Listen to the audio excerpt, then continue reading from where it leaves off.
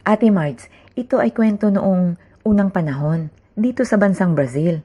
May isang bayan kasi dito na dati ay punong-puno ng mamamayan at masaya silang lahat na namumuhay dito. Nagtutulungan sa isa't isa.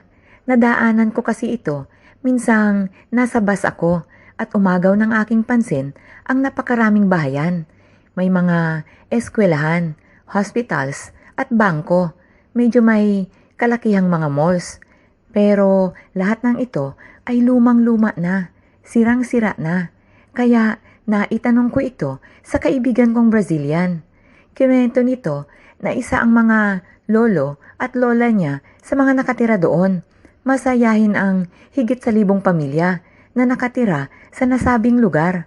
Isang araw ay may bagong lipat sa kanilang lugar na isang magpamilya. Namalayan na lamang nila nang naghahakot na ito. Mag-asawa at may 2 maliliit na anak. Ang mag-asawa ay sina Dandy at Loida. At dahil sa bagong lipat, syempre, ang atensyon ay nasa kanilang lahat. Palakaibigan naman si Dandy at Loida. Palabati pa ang mga ito. Sa simula ay pawang walang problema. Hanggang isang araw ay may bigla na lang natagpuan na bangkay sa tabing ilog at wasak na wasak ang tiyan nito para itong nilapa ng isang mabangis na hayop. Nagkakagulo ang lahat para itong bombang sumabog sa buong bayan. No crime rates kasi ang lugar nila. Kaya itong nangyari sa kanila ngayon ay para itong bomba. Agad naman itong inimbestigahan ng mga pulis. Ang problema ay ito ang kauna-unahang pangyayari. Kaya hindi alam ng mga pulis kung paano magsimula. Nabaliwala ang pangyayaring iyon. Pagkatapos lamang ng isang araw ay may isang bata na namang nakita na walang tiyan sa ilalim ng tulay. Wakwak na wakwak din ang tiyan nito, kagayang-kagaya sa unang nangyari. Dumating sa punto na pinaghihinalaan na nila ang isa't isa hanggang sa natuon ang pansin nila sa mag-asawang bagong lipat na sina Dandy at Loida. May isang lalaki na naglakas loob na pumunta sa bahay ng mag-asawa at nagtanong kung saan sila nang mangyari na may natagpo ang patay na bata sa ilalim ng tulay na malapit lang sa bahay nila. Sinabi naman ni Dandy na nasa bahay lang sila at wala silang narinig na kahit anong ingay. Nakita ng lalaki ang anak ni Loida. Nakita nito ang isang batang nasa 5 years old ay paika-ika sa paglakad at pilipit ang katawan nito at naglalaway. Matalim ang mga titig nito sa nasabing bata. Tumalikod ito sa kanilang pintuan at mabilis na umalis. Mabilis na kumalat ang balitang aswang ang buong pamilya ng mag-asawa. Magmula noon ay wala nang bumabati sa kanila. Kahit mga kapitbahay nito ay iniiwasan na sila. Hanggang minsang nadisgrasya si Dandy sa pag-aayos ng kuryente sa bubungan nila at sumigaw ng tulong si Loida sa mga kapitbahay ay walang tumulong sa kanila. Tanging bukod si Loida lang ang nagsikap na madala ito sa hospital. Sa kabutihang palad ay naging maayos naman ang kalagayan ni Dandy. Sabado ng umaga, ng isang grupo ng kalalakihan ang sumugod sa bahay ni na Dandy. Kalalabas lamang nito sa hospital. Mismong anak kasi ng lalaking pumunta sa kanila noon ang namatay habang ito ay galing sa eskwelahan. Naka-uniforme pa ito. Hindi napigilan ng nasabing lalaki ang sarili at may dala-dala itong itak na sinundan naman ng mga taga-nayon. Nataranta sina Dandy at Loida. Dinig pa nila ang sigaw ng lalaki sa labas na umalis na sila at hindi sila nito titigilan. Mula nang dumating sila sa bayan na yon, ay nagsimula ng magkaroon ng misteryosong pagkamatay. Nakatatlo na sa loob lamang ng 2 buwan. Kinausap ni Loida si Dandy na umalis na lamang sila. Umayaw naman si Dandy dahil wala naman daw silang kasalanan. Halos 2 linggo lang ang nakalipas ng isang matandang babae na nagsosolo sa buhay ang nadatna ng mga kaibigan nitong patay na.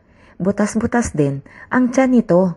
Kumalat ang balita at nagbigay ng buhay sa galit ng buong taga-village. Sa galit ng mga tao ay sumugod sila sa bahay ni Dandy at ni Loida at walang awang pinagtatagpas ang mga anak nito. Nauna pa nilang pinatay ang 2 bata na naglalaro sa bakuran.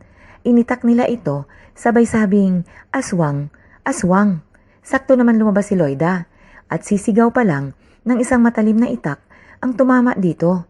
Nagtutulak ng sariling wheelchair si Dandy ng 3 kalalakihan ang sumalubong sa kanya at walang awang pinagsasaksak ito habang nasa wheelchair. Panay naman ang sigaw ng mga kababaihan sa labas ng bahay ng mag-asawa. Ang iba ay nagsasabing bagay lang daw sa kanila yon. Ang iba naman ay nagsasabing tama na. Bago nalagutan ng hininga si Dandy, ay nakapagbitaw pa ito ng salita na magmula sa araw na ito ay hindi magkakaroon ng katahimikan ang nasabing village. Mamamatay silang lahat kung hindi nila iiwanan ang lugar na yon.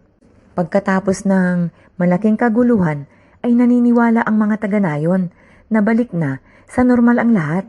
Pero ang sumpa ni Dandy ay hindi nawala. Usap-usapan ito ng lahat.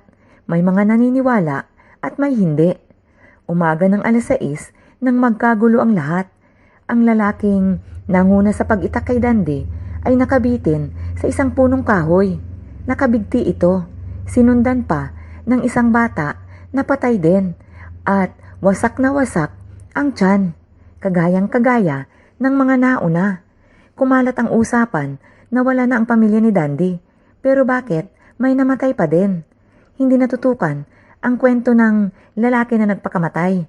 Ang usapan ay kung bakit namatay pa din na butas-butas ang tiyan gayong wala na ang pamilya ni Dandy. Hanggang sa kinabukasan ay dumaan ang isang kilalang pastor sa lugar nila at nagsasalita ito mag-isa.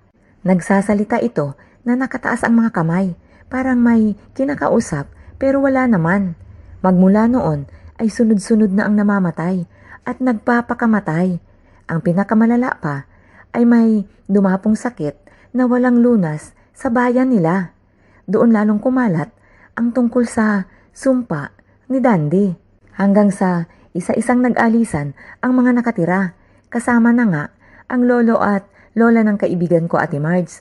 Tinanong ko ang kaibigan ko kung may sinabi ba ang lolo at lola niya kung sino ang may gawa ng pagpatay, lalo na yung wakwak ang mga tiyan. Sabi ng kaibigan ko, nagdududa daw ang lola at lolo niya na may kulto sa nasabing lugar.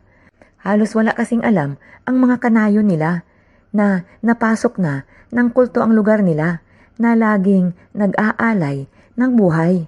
Hindi naman nagsalita ang lolo at lola ng kaibigan ko kasi wala naman silang ebidensya. Pero minsan daw nakita nilang may daladalang sako ang pinaka-leader na mukhang tao ang laman kasi gumagalaw ito at iyon ay kinabukasan may nakita ng patay. Yan ang buong kwento, Ate Marge. Salamat sa pagbigay ng pansin sa sulat ko. Ako nga pala si Karen.